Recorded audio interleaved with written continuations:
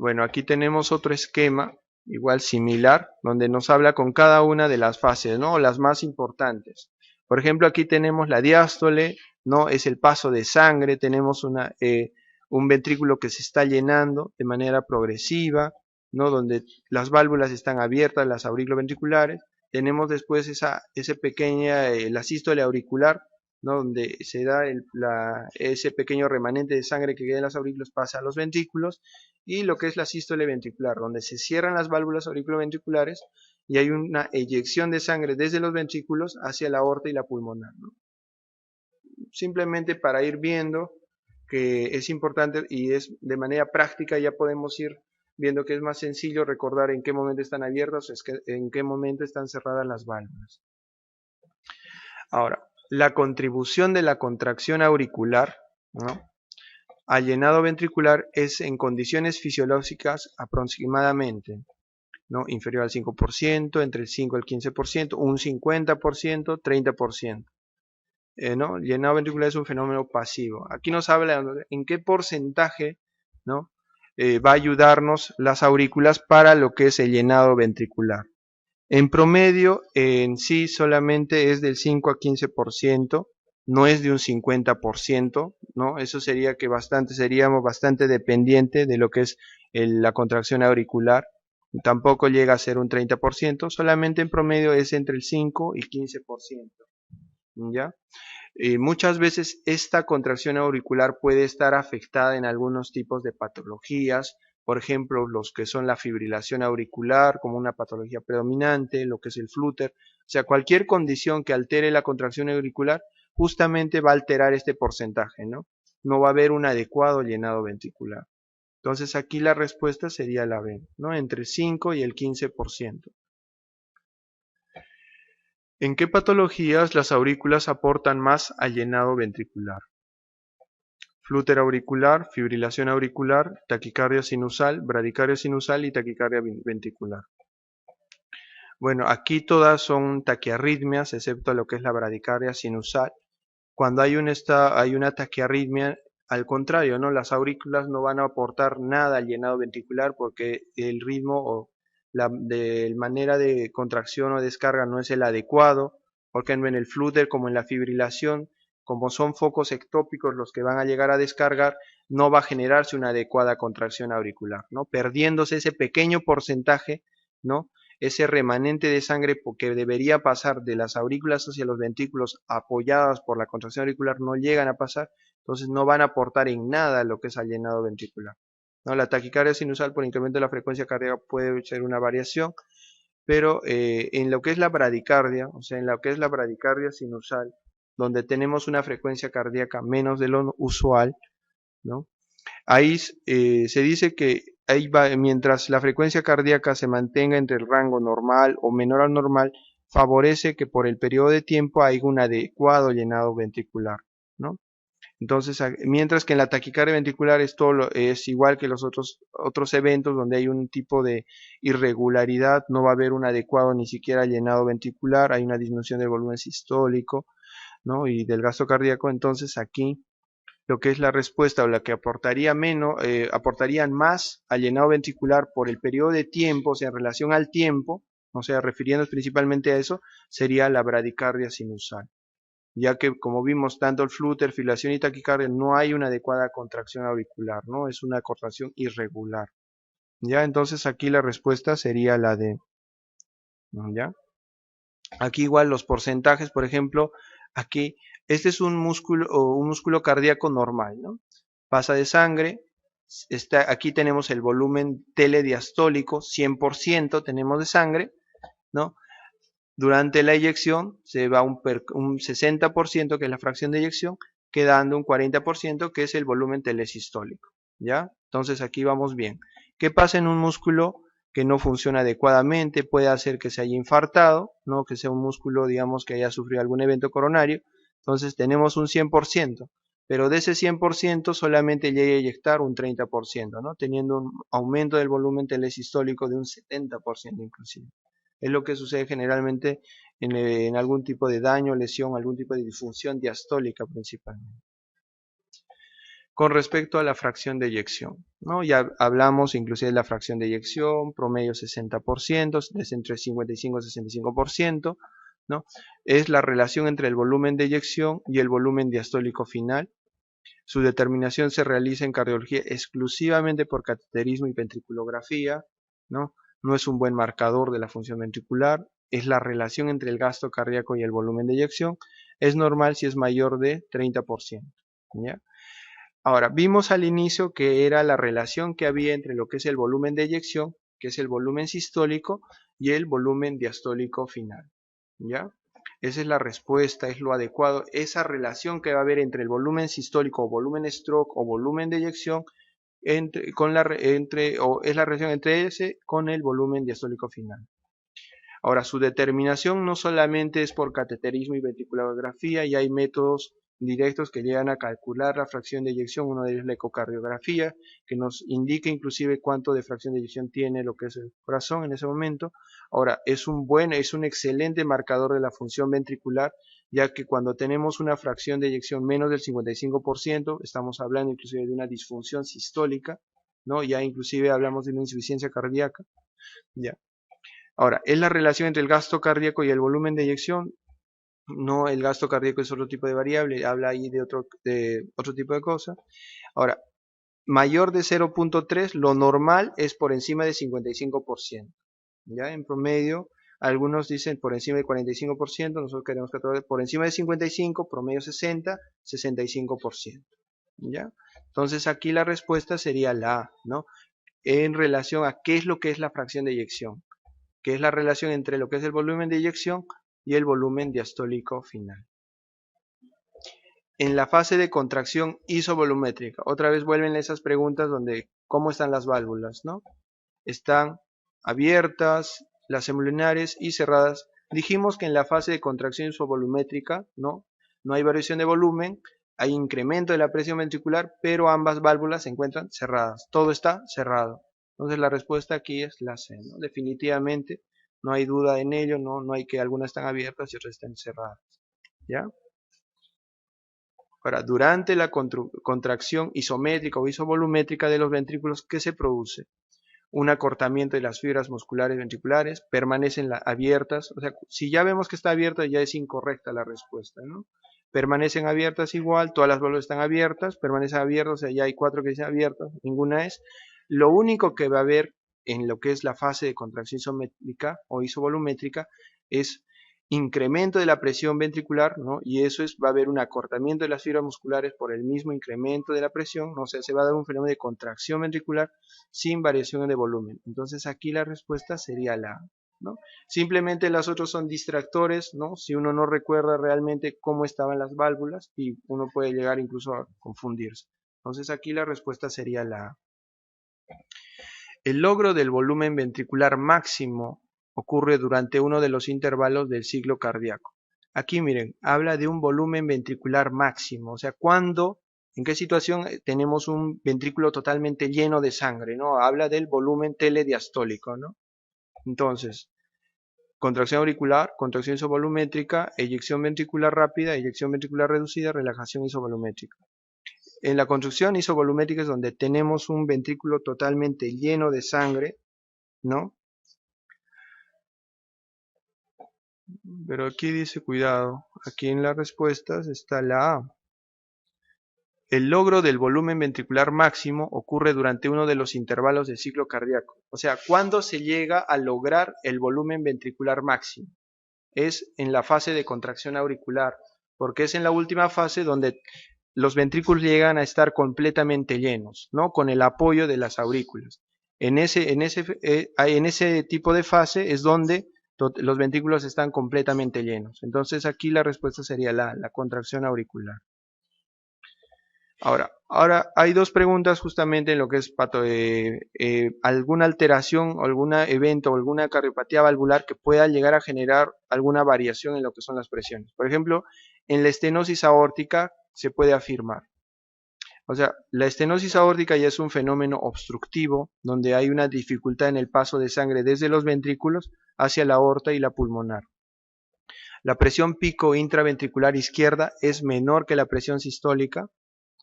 La presión intraventricular pico es igual a la presión arterial sistólica. La presión pico izquierda es mayor que la presión arterial sistólica. La presión izquierda y la presión son menores de lo normal. Intraventricular izquierda es menor que la presión sistólica, ¿no? Por un mecanismo de compensación, para poder vencer esta obstrucción, muchas veces el ventrículo llega a hipertrofiarse, ¿no? Incrementa la presión intraventricular pico, incluso tiende, para que haya una adecuada eyección compensatoria, incluso tiene que la presión pico intraventricular izquierda tiene que ser mayor que la presión arterial sistólica, ¿no? Si no, no va a haber un adecuado volumen de eyección, ¿no? Si fuera menos, si fuera igual, no habría un adecuado volumen de eyección. Si fueran ambos menos de lo normal, mucho menos, ¿no? La presión si fuera menos, no habría volumen de eyección. Simplemente cuando hay una presión pico intraventricular mayor es que se va a generar, ¿no?, un adecuado volumen de eyección, ¿no?, como mecanismo compensatorio en este tipo de eventos, ¿no?, una estenosis aórtica. Entonces aquí la respuesta sería la C, ¿no? En la estenosis aórtica, ¿qué fenómeno fisiopatológico se va a llegar a producir? Donde la presión pico intraventricular tiende a ser mayor, ¿no?, por una hipertrofia ventricular izquierda, mayor que la presión sistólica, para que haya un adecuado volumen de eyección. Ahora, otro evento es, por ejemplo, en la estenosis mitral. En la estenosis mitral podemos afirmar tanto la presión auricular izquierda como la presión del ventrículo izquierdo son mayores de lo normal, ¿no? O la presión de la aurícula izquierda es mayor de lo normal y la presión del ventrículo izquierdo es menor de lo normal. La presión de la aurícula izquierda es normal y la presión del ventrículo izquierdo es mayor de lo normal. O sea, aquí es lo mismo que el evento anterior, o sea, este es un fenómeno obstructivo, hay algo que no está permitiendo un adecuado llenado ventricular, porque no hay un adecuado paso de sangre desde las aurículas hacia los ventrículos, y para poder vencer este fenómeno obstructivo tiene que haber un mecanismo compensatorio, ¿no? En este caso tendería a incrementarse la presión de la aurícula izquierda, mayor de lo normal, para poder vencer ese tipo de obstrucción. Mientras que la presión del ventrículo izquierdo puede ser menor a la normal porque no hay un adecuado volumen diastólico, ¿no? La sangre en lo que son los ventrículos no están del todo llenas, o sea, no es ese 100% que deberíamos tener en los ventrículos, es mucho menos de lo normal. Entonces, esta sería la respuesta. Las otras premisas, como pueden ver, son distractores, simplemente les habla, digamos, si la presión es normal o si es menor, o sea, simplemente para llegar a confundirlos nada más. Pero en sí, como es un fenómeno obstructivo, y cuando hay un fenómeno obstructivo, uno tiende a incrementar la presión para poder vencer esa resistencia. Entonces, la respuesta sería la B. Aquí igual otro ejemplo, ¿no?, donde pueden ver un ventrículo izquierdo normal, igual similar al otro gráfico donde vemos la fracción de eyección 60%, un volumen telediastólico de 40%, ¿no?, en un músculo inclusive aquí donde está contraído. Mientras cuando hay un músculo debilitado, un músculo dañado, ¿no?, aquí un músculo infartado inclusive, lo que sucede es que disminuye la fracción de eyección, ¿no?, con un remanente mayor, en este caso un volumen sistólico mayor de 67%. Bueno, aquí ya vamos a hablar de la precarga y lo que es la poscarga. Ya, si hasta aquí hubiera alguna duda, alguna pregunta en relación a lo que es el ciclo cardíaco, si algo no les hubiera quedado claro, para poder repetirlo, nuevamente poder explicarlo.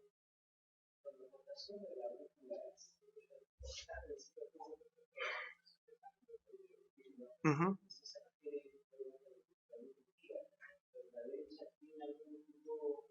Bueno, en general, lo que hemos revisado nosotros no habla de así específicamente aurícula por aurícula. Simplemente le da una premisa de decir, no, las aurículas en porcentaje llegan a aportar simplemente un 5 a 15%.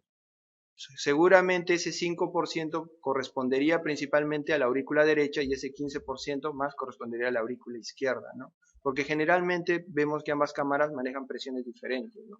Presiones mucho menores vamos a encontrar en lo que es tanto lo que es la aurícula derecha, ventrículo derecho, y lo que son incluso la presión pulmonar incluso es menor, ¿no? Entonces para poder vencer esa resistencia, el ventrículo derecho tiende a manejar presiones mucho menores.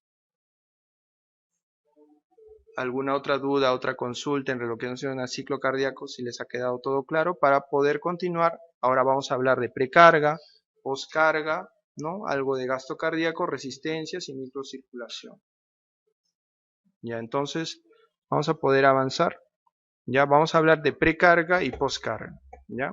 Entonces, precarga en sí, en general, se refiere, ¿no?, a lo que es, aquí ya vamos a hablar primero de gasto cardíaco, precarga y poscarga, ¿ya? El primer evento de precarga se refiere a lo que es al volumen telediastólico final, ¿no? Es el máximo volumen que va a tener el ventrículo, ¿no?, al final de la diástole. Aquí lo que es la ley de Frank-Starling está en relación a la precarga. Por ejemplo, a mayor volumen va a haber una mayor fuerza de contracción, ¿ya? Entonces, cuando hay una adecuada precarga y un adecuado volumen ventricular, va a haber una eficaz o una mejor fuerza de contracción ventricular. Y poscarga se refiere a lo que es la resistencia, ¿no? La resistencia vascular sistémica, o sea, es la fuerza que tiene que vencer los ventrículos, principalmente el ventrículo izquierdo, para poder, ¿no?, permitir un adecuado volumen de eyección, ¿no? Aquí, por ejemplo, en el esquema, por ejemplo, pueden ver precarga está en relación a la contractibilidad, al volumen, y poscarga está en relación a lo que es la resistencia, ¿no? Esto es lo de aquí, o sea, la fuerza, la resistencia vascular sistémica. Aquí tenemos un esquema donde habla justamente de cada uno de ellos. Por ejemplo, precarga está justamente relacionado al volumen telediastólico, ¿ya? Poscarga a la tensión, parietal a la resistencia, y otra variable importante en relación a la función cardíaca es la contractibilidad, al inotropismo, ¿ya? Hay algunas variables o características que van a variar o pueden llegar a alterar el volumen telediastólico, desde lo que son la frecuencia cardíaca, como vimos, ¿no? Si hay cualquier variación en lo que es la frecuencia cardíaca, tanto si fuera una taquicardia, una bradicardia, puede alterar lo que es el llenado ventricular, ¿no? A menor frecuencia favorece un adecuado llenado ventricular, pero a un incremento de la frecuencia disminuye o no permite un adecuado llenado ventricular. También lo que es el retorno venoso, ¿ya? Lo que es una adecuada volemia, que está más en relación con el retorno venoso, una adecuada función auricular, vimos que es importante también en relación a lo que es el llenado ventricular, y lo que es la distensibilidad ventricular. Todo ello englobado hablan también de lo que es la ley de Frank-Starling, ¿no? Lo que les decía, a mayor volumen ventricular, una mayor fuerza de contracción. Ahora tenemos la segunda variable, que es la poscarga. La poscarga lo que nos habla es de resistencia, aquí lo catalogan como tensión parietal. Nos habla, algunas variables a tener en cuenta es el radio, ¿ya? El radio de lo que es de la arteria, el grosor que tiene el ventrículo y las resistencias periféricas. Englobados todos en lo que es la ley de Laplace. Ya vamos a hablar inclusive de la ley de Laplace y las diferentes variables, ¿ya? Y finalmente lo que es la contractividad, inotropismo. Tenemos lo que es en sí el miocardio. Ahora, hay algunos tipos de estados ácido-base que pueden llegar a generar alteración en la contractibilidad, principalmente la acidemia. La acidemia como tal llega a deprimir la contractibilidad miocárdica. Ya vimos inclusive cualquier variación en el calcio, digamos tanto una hipercalcemia o una hipocalcemia también puede llegar a alterar la contractibilidad cardíaca. Y bueno, también tenemos lo que son inotropos positivos, inotropos negativos. Ya más adelante se podrá discutir lo que son tanto, digamos, hay cierto tipo de medicamentos que tienen efecto inotrópico positivo, como algunos tienen inotrópico negativo, ¿ya? Todo esto englobado para un adecuado volumen de eyección, ¿ya?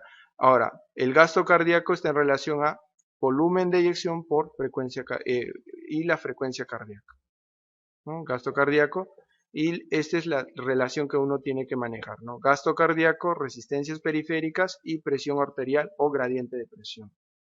Cualquier alteración en ellos, por ejemplo, un incremento de las resistencias, puede incluso variar el gasto cardíaco. Cualquier alteración en la presión arterial, gradiente de presión arterial, también en sí son, digamos, cualquiera es dependiente de alguna de ellas, ¿ya? Como pueden ver, cada variable tiene sus características, sus propiedades, ¿ya?, que hay que tomar en cuenta. Señale la falsa con respecto a la precarga. Vimos precarga es volumen, ¿ya? Siempre que hablemos de precarga nos habla de volumen, principalmente del volumen ventricular, ¿ya? Se rige por la ley de Laplace. Vimos que la ley de Laplace está en relación a la poscarga, ¿no?, a la resistencia. Está directamente relacionada con el gasto cardíaco, con una contractibilidad normal. está relacionada con la longitud de la fibra miocárdica en la telediástole. Vimos que una variable importante en la precarga es la distensibilidad miocárdica, ¿no? Si hubiera menor distensibilidad no habría un adecuado volumen ventricular, ¿ya? Equivale a la presión capilar pulmonar en el ventrículo izquierdo, equivale a la presión venosa central en el ventrículo derecho, que es lo adecuado. Vimos que el retorno venoso en el lado izquierdo se equivaldría a lo que es la presión capilar pulmonar, la presión cuña, mientras que en el lado derecho correspondería al retorno venoso en sí en general, ¿no? A la presión venosa central, a la PVC. Entonces aquí la falsa es la primera, ¿no? Ley de Laplace habla de poscarga. Más bien la ley de Frank-Starling es la que nos habla de precarga. Entonces la respuesta aquí sería esa es la falsa, esa es la incorrecta. Ahora, al aumentar la precarga del músculo cardíaco, ¿qué se produce? Reduce la presión diastólica terminal ventricular, reduce la tensión de la pared ventricular, reduce el volumen sistólico terminal, disminuye el tiempo que toma el músculo para alcanzar su máxima tensión o aumenta la tensión de la pared ventricular. Esa sería la respuesta, porque por ejemplo, si aumentamos la precarga, en este caso el volumen telediastólico es mayor, pues es un volumen mayor por diferentes causas, ¿no? Aumento de la volemia, un aumento del retorno venoso, no habría una disminución en la presión diastólica, ¿no? Incrementaría inclusive. Reduce la tensión, hay mayor tensión. El volumen sistólico incluso tiende a ser mayor, ¿no? Incluso la fracción de eyección podría decirse que puede ser mayor. Disminuye el tiempo de que toma el músculo para alcanzar su máxima tensión. Ahora, al aumentar la precarga del músculo cardíaco, va a reducir, aumenta la tensión de la pared ventricular o la reduce. Porque aquí justamente en las premisas nos habla, o sea, cuando hay una mayor distensibilidad miocárdica, ¿qué es lo que va a producir en la pared ventricular? Reduce la tensión o aumenta la tensión. En general lo que va a generar no es aumentar, puede llegar inclusive a que hay dos fenómenos aquí. Uno es que a mayor volumen, o sea, mayor precarga o mayor volumen telediastólico final, tendería inicialmente a aumentar la tensión de la pared ventricular. Eso es lo inicialmente, pero hay una situación, o sea, hay un límite donde ese evento no solamente, o sea, ya llega un límite a podría decirse, a un punto en que ya no puede aumentar más la tensión de la pared ventricular y en ese momento incluso puede llegar a reducir la tensión de la pared ventricular.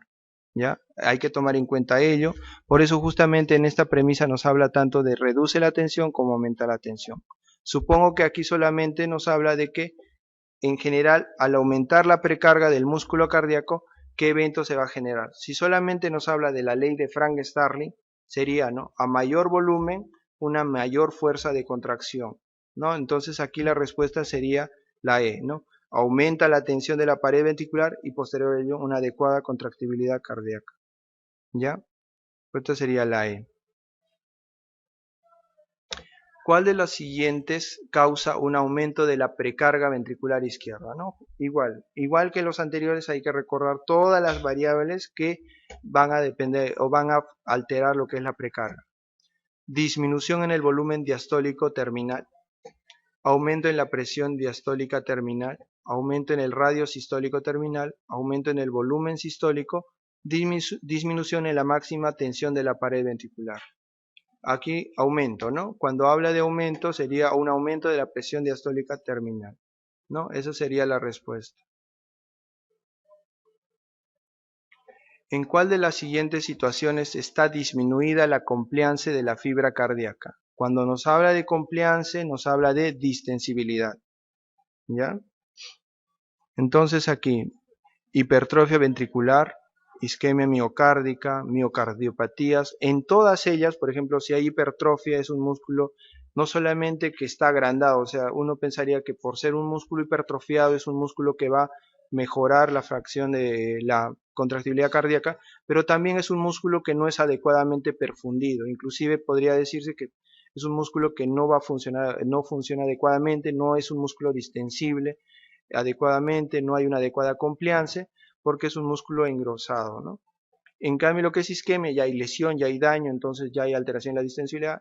Hipertrófica es similar al mismo evento, ya que en la miocardiopatía hipertrófica no solamente son fibras miocárdicas, sino también hay reemplazo de alguna de ellas por lo que son fibras de colágeno. Miocardiopatía sarcoidea es una miocardiopatía por depósito, no hay un depósito de tejido que poco a poco va reemplazando lo que es el tejido cardíaco. Entonces aquí todas estas situaciones van a disminuir la compliance de la fibra cardíaca. La respuesta sería la E.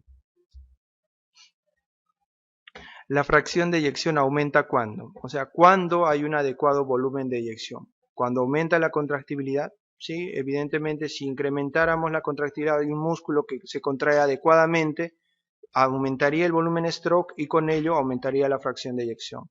Cuando hay aumento de la precarga también, ¿no? Por la misma ley de Frank-Starling, si hay un adecuado volumen telediastólico, habría también una adecuada fracción de eyección. Cuando disminuye la poscarga, si hay una disminución de la poscarga, o sea, hay una baja disminución en las resistencias, debería aumentar también la fracción de eyección, ¿no? Porque es una resistencia disminuida, algo que puede vencer fácilmente. Entonces aquí la respuesta sería la E, ¿no? Todas son correctas. ¿En cuál de las siguientes situaciones está disminuido el volumen sistólico? Aquí cuando nos habla de volumen sistólico, igual nos habla de fracción de eyección. Ya cuando vean volumen sistólico, tómenlo como fracción de eyección. ¿Ya? Estenosis aórtica, isquemia miocárdica, miocardiopatía dilatada, miocardiopatía sarcoidea. ¿No? Es el mismo evento. ¿No? Estenosis, hay una obstrucción que vencer, entonces no va a haber un adecuado volumen sistólico. Isquemia ya por daño igual va a haber una disminución de la fracción de eyección. Una miocardiopatía dilatada propiamente siempre va a mantener fracciones de eyección bien disminuidas, inclusive una característica propia de esta patología es que puedan llegar incluso a tener fracción de eyección entre 15 a 30%. ¿Ya? Miocardiopatía sarcoidea, como vimos, es una miocardiopatía restrictiva y un reemplazo de lo que es las fibras musculares, entonces obviamente también no va a haber un adecuado compliance y por ello no va a haber una adecuada fracción de eyección y también un adecuado volumen sistólico. La respuesta aquí sería la E, ¿no? Todas son correctas. Ahora, la ley de Starling, ya creo que ya hablamos, Laplace es poscarga, Starling es precarga, ¿no? Rápidamente la respuesta sería la B. Ahora pasamos a lo que es poscarga, ya vimos las variables, vamos a hablar un pequeño repaso de lo que es la ley de Laplace. La ley de Laplace es está en relación a la tensión de la pared, que es igual a la presión por la resistencia sobre 2 veces el grosor, ¿ya? 2 veces el grosor, ¿ya? Entonces la tensión de la pared va a ser directamente proporcional, tanto a la presión como al radio, y va a ser inversamente proporcional a lo que es el grosor. Ya recordar ello principalmente. Entonces, según la ley de Laplace, la tensión de la fibra miocárdica es inversamente proporcional, ¿no? O sea, ¿qué significa? Si hay un aumento del grosor, entonces tendería a disminuir la tensión de la fibra cardíaca, según la ley de Laplace, ¿no? En cambio, si fuera un vaso de mayor calibre o un aumento de la presión, ¿no? Tendría que haber la tensión de la presión, la tensión de la fibra cardíaca tendría que ser mayor. Entonces aquí es inversamente proporcional a grosor de la pared ventricular, ¿no? Esa sería la respuesta. La ley de Laplace explica razonablemente los fenómenos de ya dijimos que la no contractibilidad sería poscarga cardíaca, ¿no? No es nada que ver expiración, función diastólica, es más precarga, circulación capilar, ni contractibilidad, ¿no? La respuesta sería la C.